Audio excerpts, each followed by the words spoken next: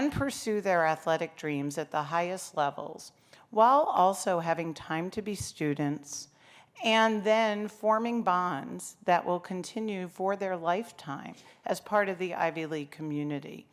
We really do believe that we provide the best of both worlds. You said that, we absolutely believe it, and we stand on this model and our approach to college athletics, particularly at this time, where we represent all that's good about college sports. And there are others, but we, as a league, we're committed, all 8 institutions, to the same approach, the same model about developing young people for future careers of success on the field or in whatever profession they choose. And I'm so proud to have been able to represent this league for as long as I've had, to meet the young people that we do this for. And it's been a pleasure to meet each of you. Now, before I'm moving on to the awards part of the awards part of this ceremony, before announcing our winning coaching staff of the year, I do want to take a moment to recognize our other major award winners that were announced in November. We had our first ever Special Teams Player of the Year in Dartmouth kicker Owen Zelk, and our Rookie of the Year was Brown running back Matthew Childs. Please join me in giving them a round of applause.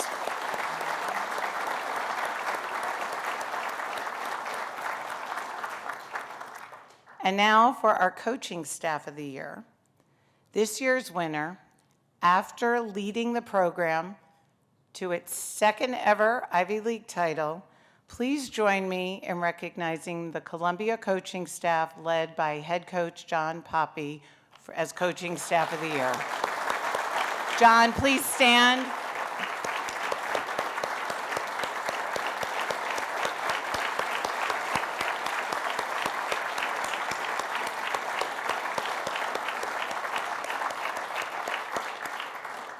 And we will hear from John later in the program. I'd like to share with you a little bit more about our Bushnell Cup semifinalists and what they've done outside the classroom and off the playing field. You'll hear more about their on-the-field pursuits after lunch in the program, but what makes Ivy League student athletes so spectacular is what they do in their so-called free time, because they're students, they're athletes, but they're also involved in their community and in other initiatives.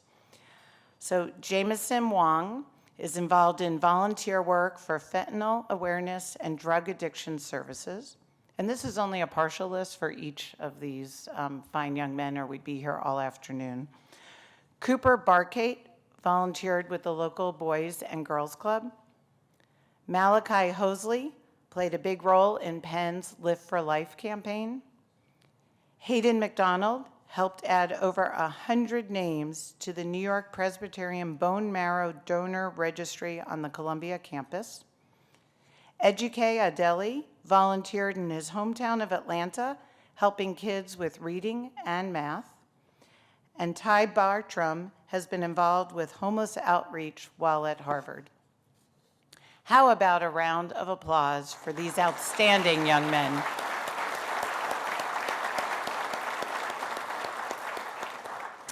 So thank you everyone who's here today for your enthusiasm and your support for Ivy League football. Please enjoy your lunch. We'll have a program following lunch. Thank you.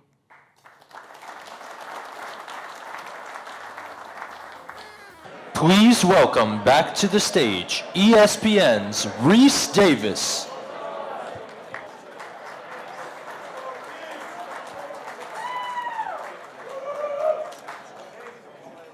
Somebody had wine. Hear people yell at you a lot? Good. I hope everybody enjoyed their lunch. Everything good? I know we wiped out some steaks here at this table for sure. You and me did. Some of these guys left stuff on the plate. I don't really know why they would do that, but anyway. So as we continue on with our program now, I'd like to introduce the founder and CEO of Bruin Capital, Mr. George Pine. He's an all-Ivy League offensive lineman at Brown. George is one of the most influential sports business leaders in the country. He's a member of the National Football Foundation Board of Trustees, a 2013 inductee into the National Football Foundation Leadership Hall of Fame. George has been an integral part of the NFF and the Ivy League partnership since day one. He has a great passion for this conference and for football in general, and great support for the National Football Foundation's mission. That's at the heart of what drives his advocacy for today's celebration. Ladies and gentlemen, if you please welcome George Pine.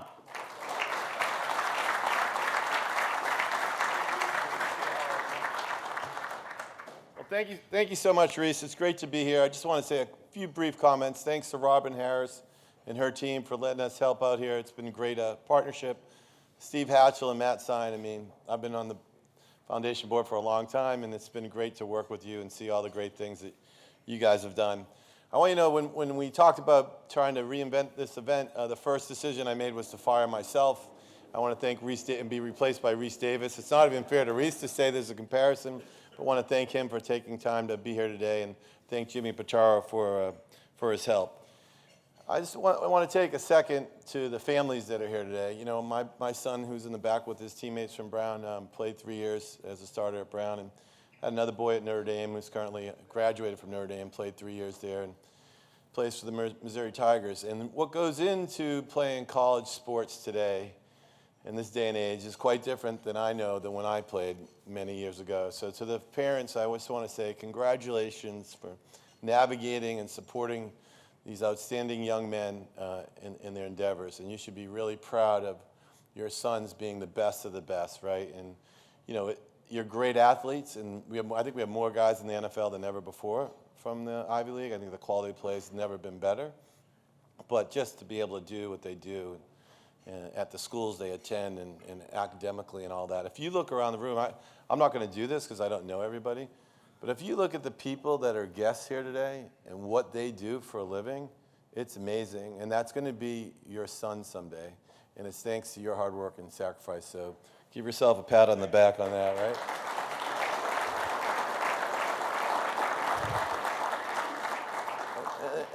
Congratulations to the young men who win this award. And I have no doubt that you're going to be a CEO or a doctor or a scientist, and hopefully you're going to make this world a better place. I have all the confidence in the world that you will. I think there were two objectives for this event when I look back on it. The first was to really, truly recognize the best of the best in an appropriate fashion, and I think we try to begin that journey today. And the second was to bring together, you know, I got a high school teammate from Harvard that we played with. I got a friend here who was a running back at Penn, and we let these guys slide into the Brown table. And I just think bringing Ivy League football players together, you know, a week or two before Christmas to have a fun time and then salute outstanding young men is a good thing. So I want to thank you, the people that started this journey. Anyone that wants to help out next year, we're all about it. We're in it for the love of the game. So listen, thank you so much, and happy holidays.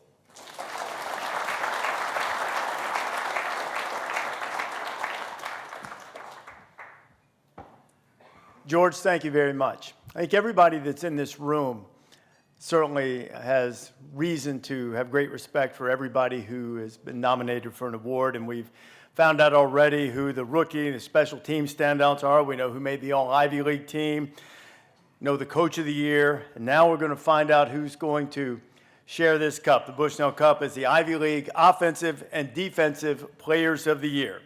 So let's now meet our finalists for the Ivy League Offensive Player of the Year.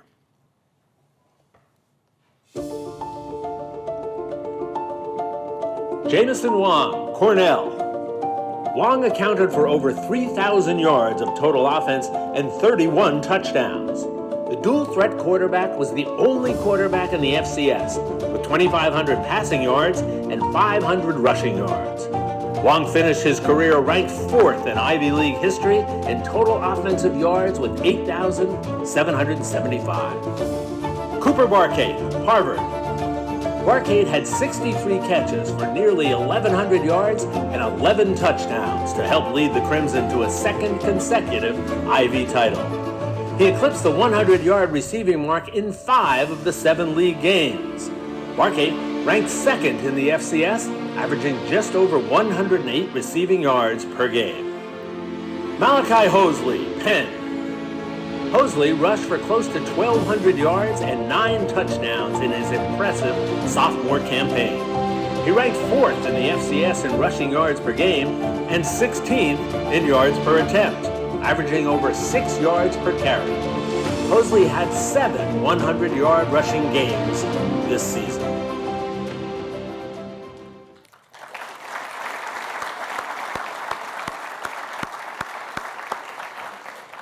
All worthy nominees for sure. The recipient of the 2024 Asa Bushnell Cup Offensive Player of the Year from the University of Pennsylvania, Malachi Hosley.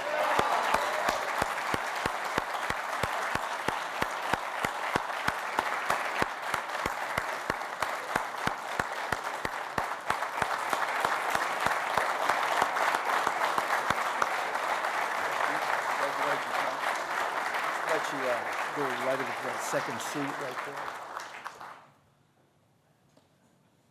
All right, Malachi, we'll talk to him in just a minute, but we have to have the responsible opposing view, the guys who tried to stop you, apparently not quite as successfully as they would have liked. But now let's meet our finalists for Defensive Player of the Year.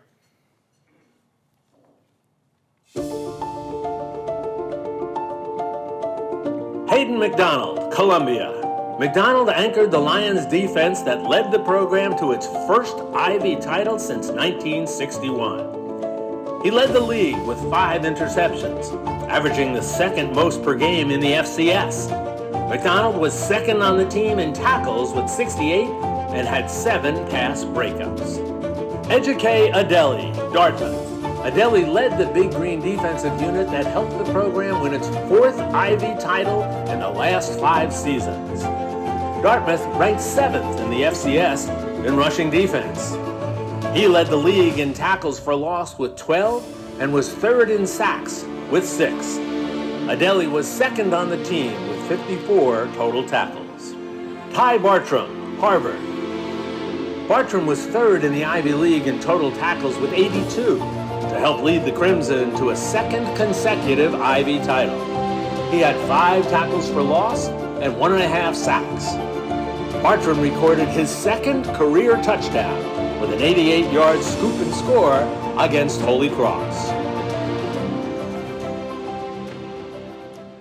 Again, some tremendous players, but the recipient of the 2024 Asa Bushnell Cup Defensive Player of the Year from Dartmouth, defensive lineman Ejike Adeli.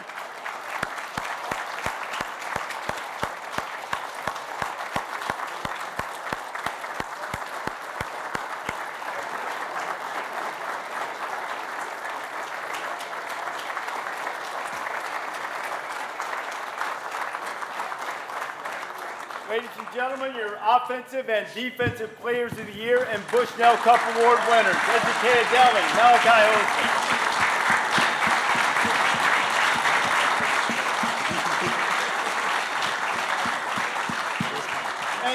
And can we get Coach Poppy to come up here with us too? For winning the championship. Guys, congratulations. Thank you. Thank you. So the first thing while Coach Poppy's taking his seat, did you meet up with him in the hole very often?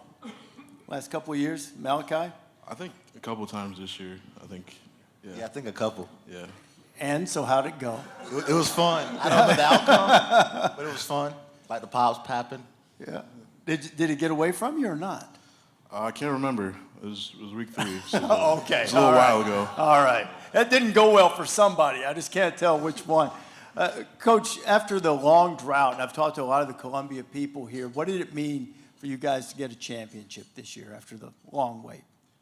Just honored, right? And it was surreal and everything you could probably imagine with all the pent-up frustration of 63 years, right? And how that just translates to positive feeling and elation. And my dad and brother being Columbia alums, it was even more special for me, being around that program since I was born.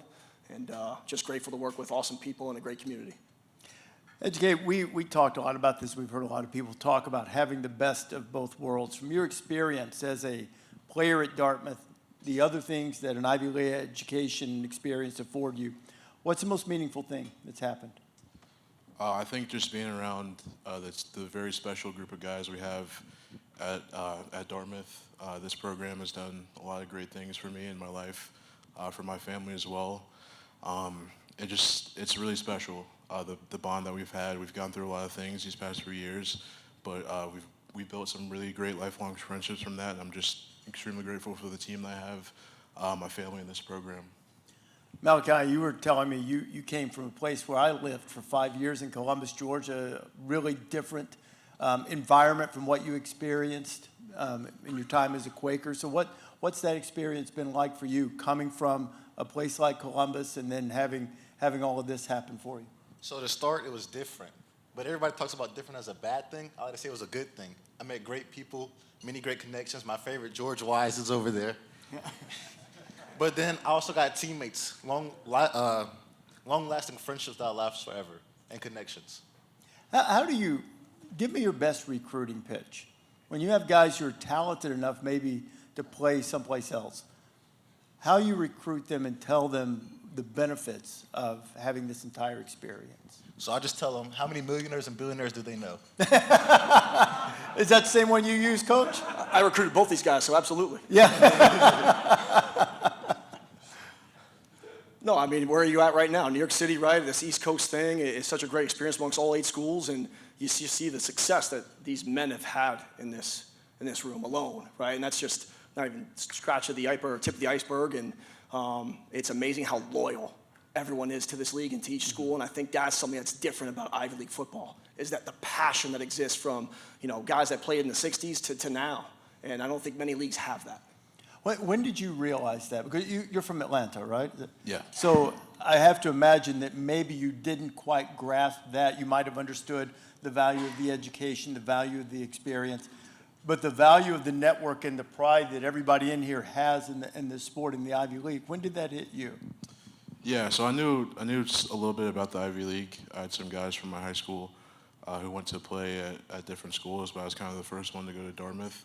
So I knew what I was getting myself into, playing really high-level football, and still getting a great education and just having that balance. And since I've been there, it took me a little while to get the balance right, but it's been an unbelievable experience, and I wouldn't change anything about it. Malachi, you? So yeah, coming from like Columbus, Georgia, there was only one other guy I knew. He went to Yale. He played running back. But just being here has been a great blessing. Freshman year, I was wondering, like, who are all these guys just walking up to me? But then later on, you realize, when you go on LinkedIn, you realize CEO here, CEO there.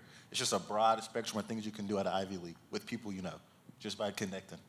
Well, why do you think that, Coach, has the Ivy League produced a number of successful players that it has in recent years? We were, George, talking about, you see it a lot more often now, a lot more guys, it seems, than ever before playing in the NFL. Why is that? I just think the balance of best of both worlds, right? And I think stability and consistency is something that lacks in college football these days. And you have that in the Ivy League, right? Same head coaches, same staff. So there's that, I think, excitement to go to work with every day with great people. That's not going to be changing all that much like you see in the landscape of FBS football. I've had coaches recently say to me at the FBS level that you can't build culture anymore. You can only build teams because it's going to turn over from year to year. What's your experience, Malachi, in the culture that you felt that you had at Penn? I felt like it was welcoming, but then we also liked the hard work. It was dedicated to the craft, and then it was as much of a challenge on the field as it was off the field. So you have older guys that's already been through it that you could reach out to, and they would help you. What about you, Educate? Yeah, the culture at Dartmouth is fantastic. Coach T really built something special for us. We love him, we miss him every day. But Coach Mack has really continued the tradition here, and it's just awesome. Everyone loves each other. It's a great family atmosphere. Everybody just cares about wanting to be a great team. It's really special. It takes a different kind of guy to want to come up to the woods and play ball in the middle of nowhere in New Hampshire for 4 years. But the people who do it, I don't think anyone who comes to Dartmouth regrets it. Okay, but it is in the woods. I've been there. Yes, so when you first got there, what did you think? What was the first impression? Yeah, so I never got to visit because I was being recruited during COVID. So I kind of just jumped into it. It's just like a quiet suburb, just sitting there in in the middle of New Hampshire, very different from Atlanta, Georgia. But yeah, everyone just welcomed me in. It was great. My first year there, the coaching staff was very welcoming. Everyone just kind of wants you to get a feel for it, get integrated into the program, and it was great. What does winning this award, Malachi, mean to you? It's a blessing. It's a dream come true, but it's not just about me. It's also my teammates that aren't here. This is just as much as my award as it is theirs and the coaches to just believing in me and give me an opportunity. There's a great humility that comes from both of you, but I did see some pride on your face when I called your name, although I think the microphone might have clued you in that you might be getting it, right? Did you know? Our video guy put it on me preemptively, but But still, what was the moment like? It's a great moment to be able to be recognized with something like this. yeah, like Malachi said, it's a wonderful blessing. It's been a very, very, very nice few years I've had at Dartmouth. I've gone through some things, but it's been awesome. I just have to thank my teammates. I think this award speaks much more about them than it does about me. Their hard work and their preparation every single week, along with the coaching staff, for us to be a successful team these past 3 years, it's been unreal. Coach, give me a story about going against each of these guys. I'm just proud of them, right? As I said, I was a Georgia recruiter during my previous stint in the Ivy League, and getting to see these guys turn into phenomenal people is what this Ivy League's all about. So I was extremely proud to get to know them and share a stage with them right now, and I'm glad, they're graduating with degrees, hopefully. And, just excited that they got a chance to win this award, right? It's an awesome testament to how hard they've worked and everything that they've done to date. Okay, now you can say it. Give me some of the game plan against each of these guys. Run away from him. Gang tackle him. Sometimes you just have to keep it simple, right? Amen. Guys, congratulations to all of you. Educate, Malachi, Coach Poppy, congratulations.